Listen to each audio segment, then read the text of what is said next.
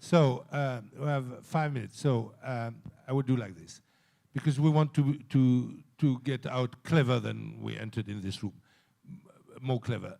I will ask Dr. Ahmad Khan first one good idea for rehabilitation. Then I would go to Khalid Kozer about one good idea for rehabilitation for Ahmad, for reintegration. And then I will ask a very short conclusion by Ambassador Laborde. So first, Ahmad Khan, just one good idea for good rehabilitation. Well, before that, I want to dissent from the premise that the focus is on the 3 R's. And you wanted us to be provocative, and I'll say it discloses perhaps a degree of naivety. Punishment is important.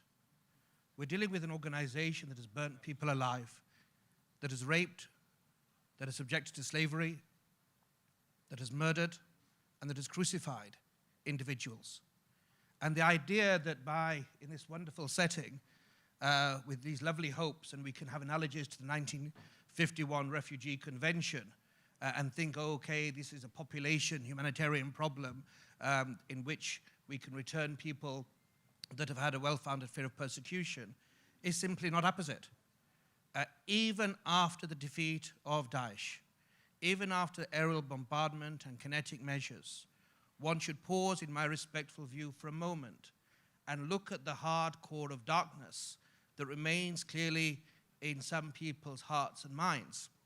Because even then, we have seen recently, or at least some months ago, the black Daesh flag raised in our whole camp.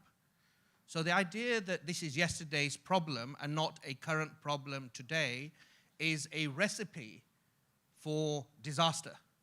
And I think one of the most important, you can't jump the alphabet R to P, and if you do so, the language and the narrative will not make any sense at all. We need to separate that hardcore that represents not only a national security danger, not only is it a requirement of justice that these individuals that would, if they're given half a chance, would kill, burn, rape, and subject to a virulent un-Islamic ideology. They would do so again, whether it's in Sahel or in Libya or in Europe. We need to actually make sure we do proper investigations. And again, I make no apology to come back to my mandate. It is to feed into evidence to any court countries that are receiving and willing to receive foreign fighters, or countries that happen upon foreign fighters that are on their territory, that we give them that ammunition, that evidence that will allow incriminatory or exculpatory, that will allow the rule of law to prevail. Because unless there are credible investigations, there is a real risk that any process will simply seem as sectarianism, as opposed to something valuable that will help alleviate and ameliorate a problem that is before all of us. Thank you very much, Khalid Kozer.